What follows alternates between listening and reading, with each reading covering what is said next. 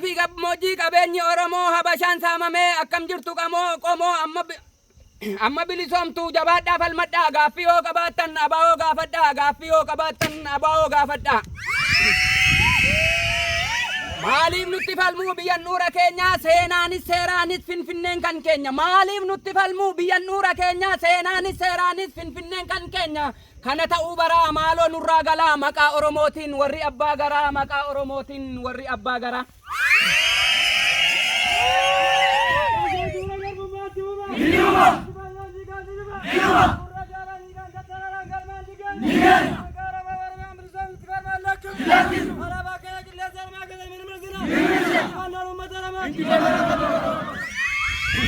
Allisinuun jedhaa finfinnee mirmiree gaaffii gaafannaan dirooniin nu ciree Oromoon hin seesu kufee caba malee finfinneen dhuunfataa du'ee bada malee finfinneen dhuunfataa du'ee bada malee.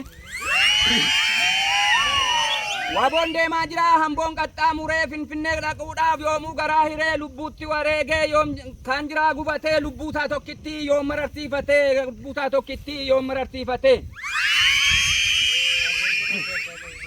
Lixarraa eegalee finfinnetti koraa baharraa eegalee finfinnetti koraa kibbarraa eegalee finfinnetti koraa kaabarraa eegalee finfinnetti koraa fiingee isa dhumaa waboon finfinne koo oola fiingee isa dhumaa finfinnerra oola.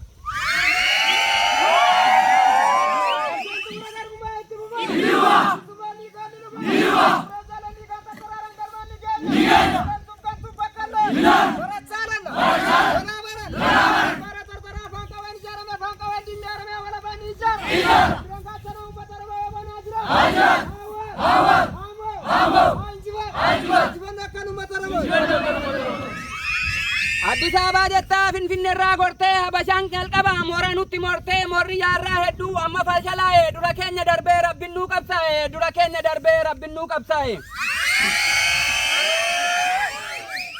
Haile Sillaasee hayyoota Oromoo situ lubbuu baase Haile Fidaamoo Maammoo Mazammirii Bakarsaa Madarimoo Jaarraa Abbaa Gadaa Goota Bakar Waaree Hajii Adamsaadoo hayyuu eenyutu wallaalee hayyuu Adamsaadoo Hajii Adamsaadoo eenyutu wallaalee. Maqaa balaayitiin Goojjamii marmaaree maqaa amantaatiin maqaa balaayitiin Goojjamii marmaaree maqaa amantiitiin biyya keenya saamee uummanni Oromoo itti waaqessite ayi garraamummaa biyya kee kennite ayi garraamummaa biyya kee kennite. Goojjam gamaa dhufe qeesitti maraatuun dhugaa keenya dhoksee ola deemaa nyaatu gowwomsaa keessa taatiin hedduu nu saamamne lubbuun jiraachuufuu guututti molqamne lubbuun jiraachuufuu guututti molqamne. Oromoon janna ture keessa daboome malee biyya koon gurguraare ittan qabsoome malee isaanoon gurguranii kunoo walii galanii hamma bituu gaafattu maaloo yaa bashoota maaloo yaa nafxanyoota cinii keen arraabbattu maaloo yaa nafxanyoota cinii keen arraabbattu.